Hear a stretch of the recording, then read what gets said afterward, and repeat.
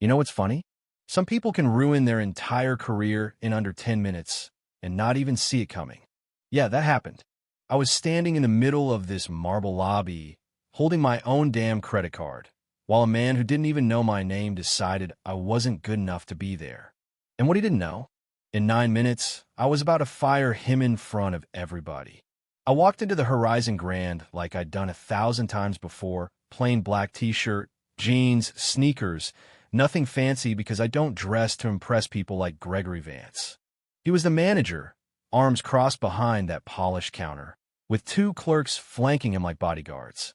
They looked me up and down like I was a stray cat wandering in from the street. Reservation? Penthouse suite. Name's Carter, I said, calm as always. He squinted at me, lips curling. You sure you booked the right hotel? That tone, I'd heard it before, too many times. I slid my ID and card across the desk. He held it like it might burn his fingers. This looks suspicious, he muttered. Lauren, the clerk with a too-tight ponytail, pressed the intercom. Security, we may have a fraudulent guest trying to access a premium suite. Her voice carried through the lobby like an alarm. I didn't flinch, didn't raise my voice. I'm not here for trouble. I'm here for my room. Kevin, the other clerk, smirked. You know, people try this scam all the time. He took my card, locked it inside a safe like it was evidence. That's when I said it, calm but sure. You're going to regret this. Phones were already out. A young woman near the lounge, Sophie, whispered, I'm filming this. And her friend Jacob started live streaming. The crowd thickened, whispers spreading.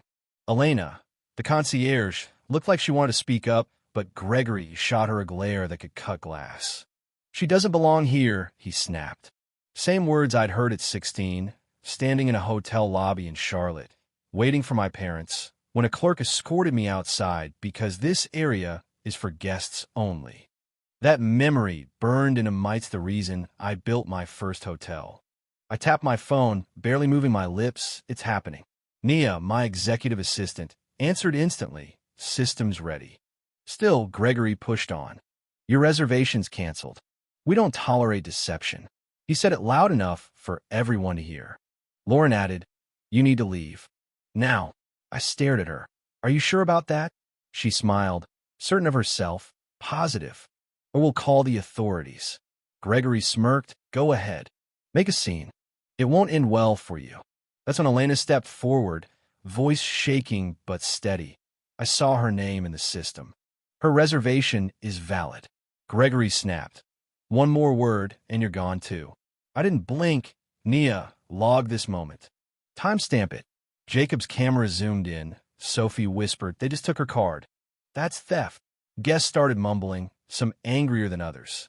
Kevin leaned over the counter, sneering, people like you think a car gets you in here.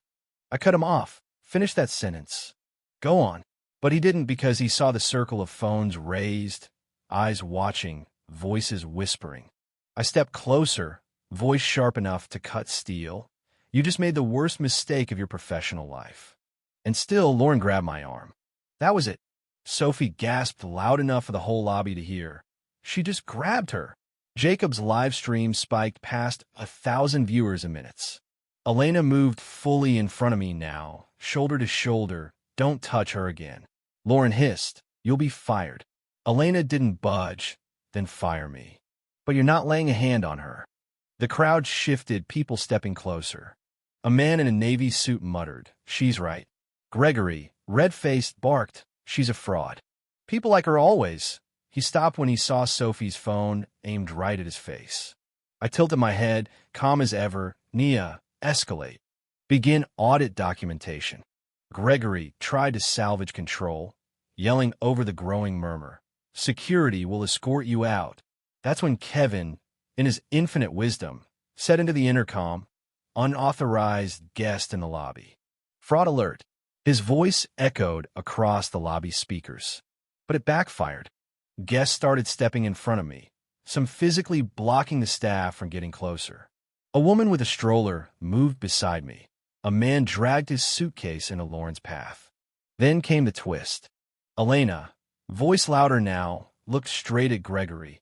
This isn't the first time. I logged 3 complaints last month, all solo women of color. You dismissed them. Gregory's face went pale. Phone's caught everything. Jacob whispered into his stream. This is blowing up. She's not just defending herself. She's exposing them. I finally spoke up, no longer quiet. Kevin, one last chance. Return my card. His smirk faltered. Or what? He asked. I leaned in. Or you'll be locked out of the Horizon system for life. No employment, no references, no appeal. Elena looked at him. She can do that. She's not bluffing. Sophie turned her camera on me. Wait, you own this place, don't you? The whole room froze. Elena answered for me. She does. Gasps rippled through the crowd. Gregory whispered, why didn't you say who you were? I looked him dead in the eye. I gave you every chance to treat me like any other guest. You failed. Nia's voice came through my phone.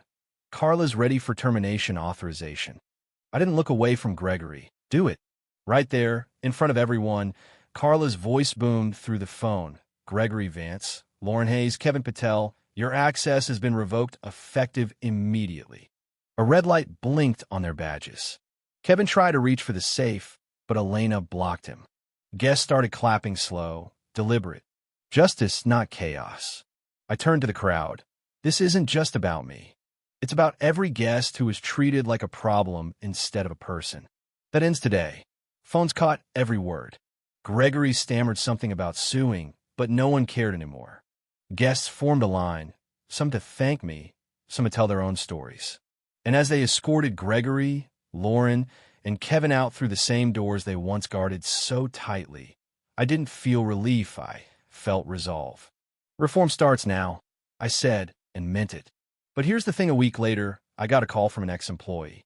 He said Gregory wasn't acting alone. Turns out this was a pattern quietly encouraged by someone higher up. So now we're digging deeper, not just in this hotel, but across the entire company. What do you think? Should every employee involved in this culture lose their job? Or do some deserve a second chance? Tell me in the comments. I want to know where you stand, because silence is what built this mess in the first place.